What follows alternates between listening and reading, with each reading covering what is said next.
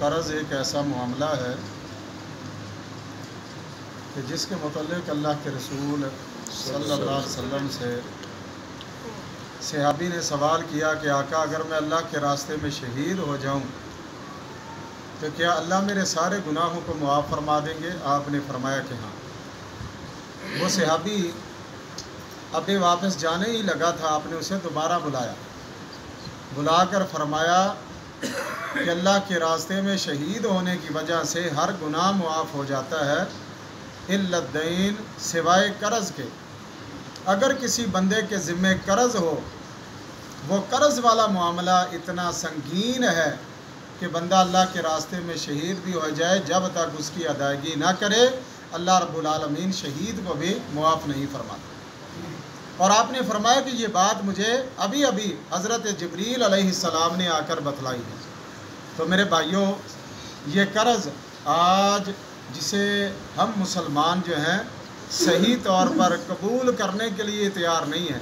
کوئی قرض لیتا ہے تو پہلے تو نیت یہ ہوتی ہے کہ میں نے واپس کرنا نہیں ہے، حالانکہ اللہ کے رسول صلی اللہ علیہ وسلم نے فرمایا کہ جب ایک بندہ یہ نیت رکھتا ہے کہ میں نے اپنے وعدے پہ قرض کو ادا کرنا ہے، اپنے وعدے کو پورا کرنا ہے، اللہ رب العالمین ضرور اس بندے کی مدد فرماتے ہیں۔ اسی لیے قرآن مجید میں اللہ رب العالمین نے فرمایا کہ جس وقت کوئی انسان فوت ہو جاتا ہے ورثا اس کا ترکہ تقسیم کریں، لیکن اس تقسیم سے پہلے اگر اس میت کے ذمہ قرض ہے اس قرض کو پہلے ادا کیا جائے۔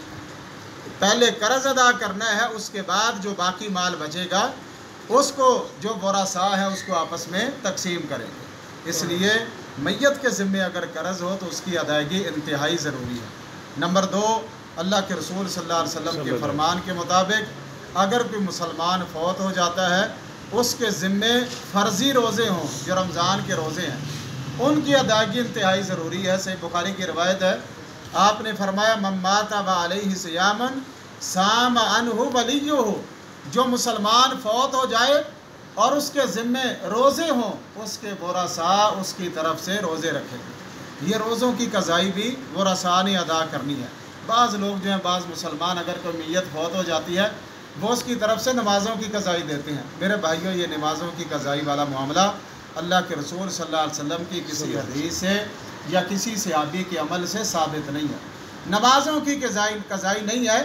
اگر نمازوں کی قضائی ہوتی تو اللہ کے رسول صلی اللہ علیہ وسلم اس کے متعلق بھی فرما دیتے۔ جب آپ نے روزے کا بتایا ہے، قرض کا بتایا ہے، حج کے متعلق بھی آپ نے فرمایا کہ اگر کسی مسلمان پہ حج بیت اللہ فرض ہے، وہ نہیں کر سکا، اسے موت آ گئی ہے، آپ نے فرمایا کہ اس کی طرف سے اس کے ورثا حج بیت اللہ کی ادائیگی کریں گے۔ یہ بھی فریضہ جب تک ادا نہ کیا جائے اس کی ادائیگی نہیں ہوگی۔ لیکن نماز کے متعلق اللہ کے رسول صلی اللہ علیہ وسلم نے کسی حدیث میں ایسی بات نہیں فرمائی اور نہ ہی کسی صحابی کا ایسا عمل ہے، بلکہ اگر نیک اولاد بیٹا ہو یا بیٹی ہو، وہ کوئی بھی نیک عمل کرتے ہیں، بیٹا اگر اپنی نماز پڑھے گا، اپنی تلاوت کرے گا، اللہ رب العالمین اس کا بدلہ، اس کا اجر والدین کو بھی قبر میں عطا فرمائیں گے، کیونکہ فرمایا ولد صالح، نیک اولاد جو ہے صدقہ جاریہ ہوتی ہے والدین کے لیے۔ ماں باپ فوت ہو جاتے ہیں، نیک اولاد جو بھی نیکی کرتی ہے اللہ رب العالمین برابر والدین کو بھی اجر عطا فرماتے ہیں۔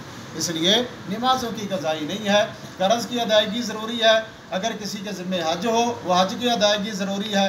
فرضی روزے اگر کسی میت کے ذمے ہوں ان کی ادائیگی ضروری ہے۔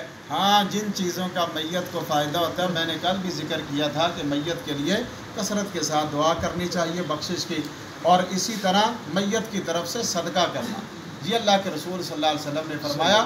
اور آپ نے فرمایا کہ پانی کا انتظام کر دینا، کوئی رفائی معاملہ ہے، لوگ جہاں سے فائدہ اٹھائیں وہاں پر پانی کا انتظام کر دینا، یہ میت کے لیے بہترین صدقہ ہے۔ اس لیے وہ کام جن کی وجہ سے میت کو فائدہ ہو ہمیں وہ کرنے چاہیے، اور جن کا حدیث میں ذکر نہیں ہے، جس طرح نماز ہے، تو ایسے معاملات سے ہمیں بچنا چاہیے۔ اللہ رب العالمین ہر مسلمان کو صحیح طور پر قرآن و حدیث کو سمجھ کر اس کے مطابق عمل کرنے کی توفیق عطا فرمائے۔